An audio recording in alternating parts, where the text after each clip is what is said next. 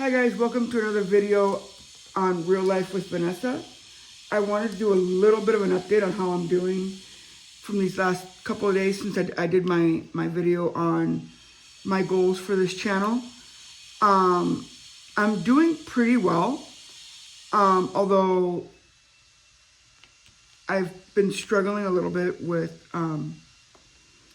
eating and tolerating food and things like that, and that's part of my eating disorder that I'm struggling with. I was diagnosed with ARFID about 8-9 months ago. So I'm kind of in the middle of a minor regression in eating. I'm able to eat, but I'm absolutely terrified of eating alone. So when I'm home with my family, I eat fine. The minute I'm alone, that's when I'm completely and totally fearful, and I just don't eat. So that's what I'm working with now. That's what I'm working on now with my my psychologist. We're doing, like I said before, we're doing EMDR therapy, and so that's what we're working on, is that fear of eating alone and basically a fear of choking.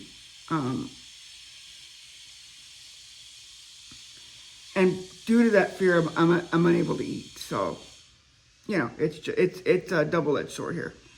But other than that, I'm doing really well. It's Monday. Tomorrow I have physical therapy. Tomorrow's my intensive physical therapy appointment. And then I have put for a physical exam. I get in-home caregiver hours, and the agency that does my caregiving hours is requesting me to get a physical, so I have to get that done. So that's tomorrow, and then I think that's it for this week as far as appointments. No, and then I see my spine surgeon on Wednesday. So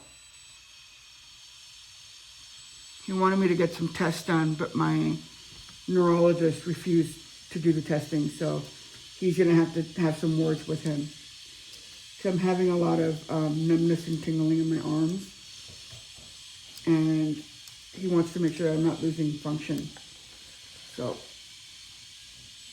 and like I said, he requested stuff, but my neurologist never put the request in for the test. So,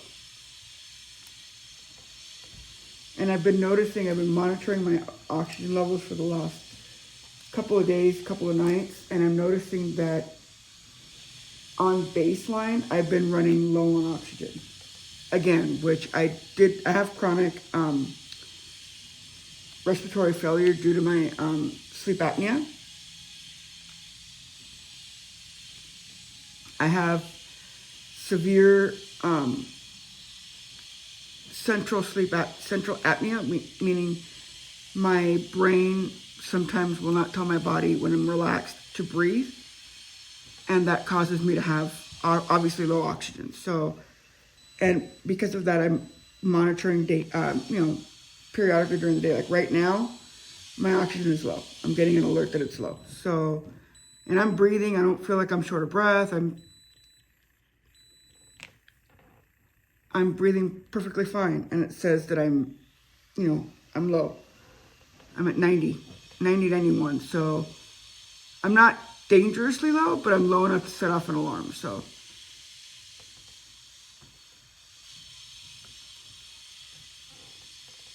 and then once that stabilizes, my pulse rate crashes. So it's like I'm not stable.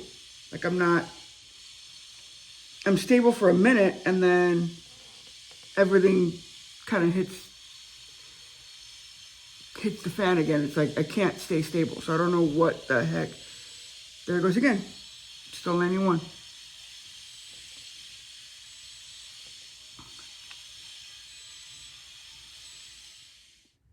There we go. Sorry. Hang on. So as you guys can see, I'm separating the borders for a new puzzle. This is the one I'm going to be working on.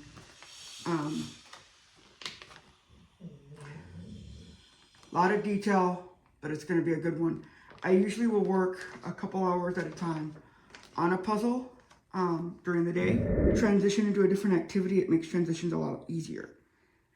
Because right now I'm struggling transitioning, for instance, let's say from my bedroom to, out of the house or whatever. So I'm trying to reset my ability to do things easier. So right now, that's what I'm doing. And that's why I have a strict 2-hour limit right now, so that I don't get hyper focused and I don't, and I transition easier right now. So, but yeah, this week I have physical therapy, and then I see my nutrition team on Wednesday, and then I have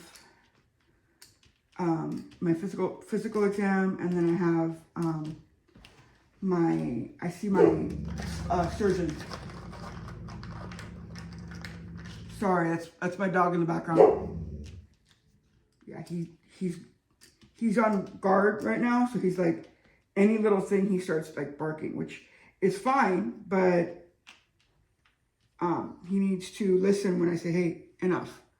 Enough is enough. I don't mind him barking and letting us know there's people there. That's what he's there for. But he needs to also, when we say that's enough, he needs to stop. Because he likes to go insane. And no, not right now. I'm also noticing that I'm extremely, how do I put it? I'm not nervous, but I'm scared to leave my house. I will do it, but I'm very scared. I'm very fearful, and a lot of irrational fears. I'm noticing more and more OCD tendencies. I brought that up to my case manager. She's gonna keep monitoring that when we see each other.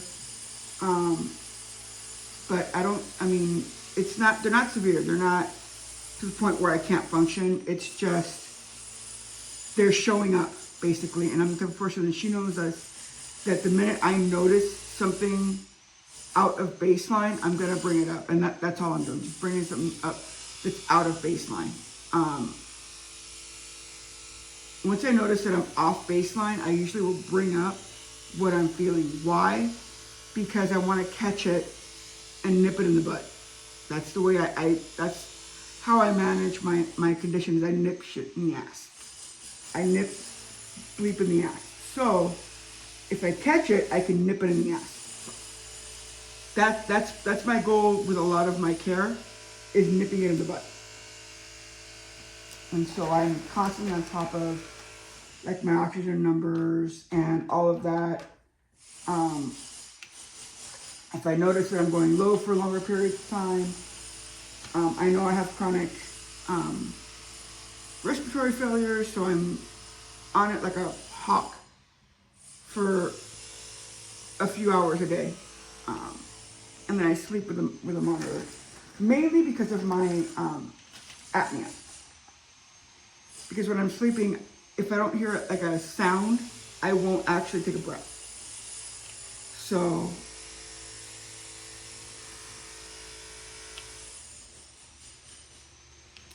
the minute I hear the sound, it reminds me, hey, take a breath, you're breath holding, or you're having an apnea, whatever it is, just take a breath. And so that's what the monitor helps me do, is remember to breathe.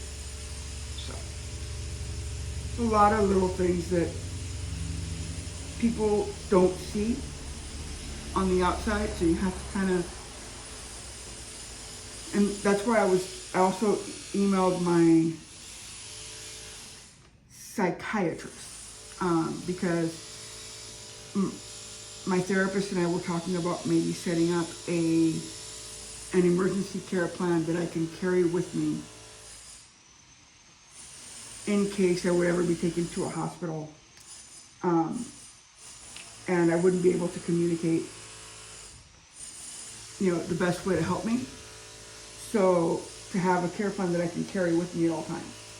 And I was like, that makes perfect sense, like a card, like a letter that I can say, hey, this is, my psychiatrist, this is who I see, this is who and how they work with me, so that when I go into a situation, or if I'm ever in a situation where I basically become nonverbal, which happens a lot for me with my anxiety. So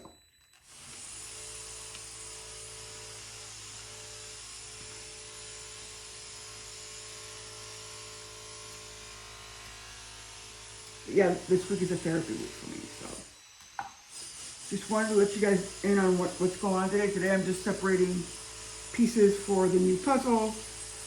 Here in a couple minutes, I'm going to be switching over to working on my canvas again. So, like I said before, I usually will transfer activities I was doing it every hour, but now I've upped it to every 2 hours.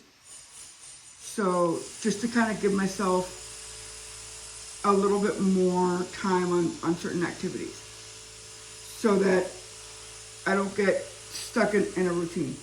So.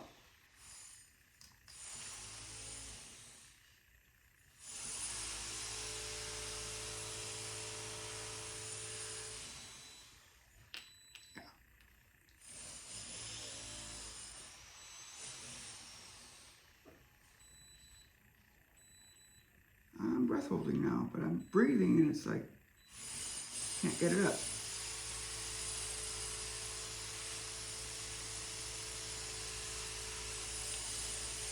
Had a long enough breath hold to set off my alarm, and I can't get it to. I'm breath holding right now. Even when I'm talking to you, it's at 89%. So.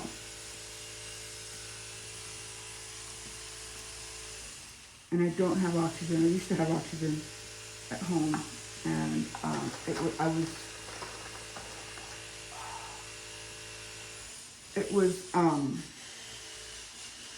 I no longer needed it, so they had to pick it up. But yeah, so. All right, guys, thanks for watching. I will see you in my next video. Be aware. It's gonna be coming up here in a couple of days. I have to edit this one and put it up, but it should be coming up in a couple of days. Thank you so much for watching, and I will see you in the next one. Have a great day.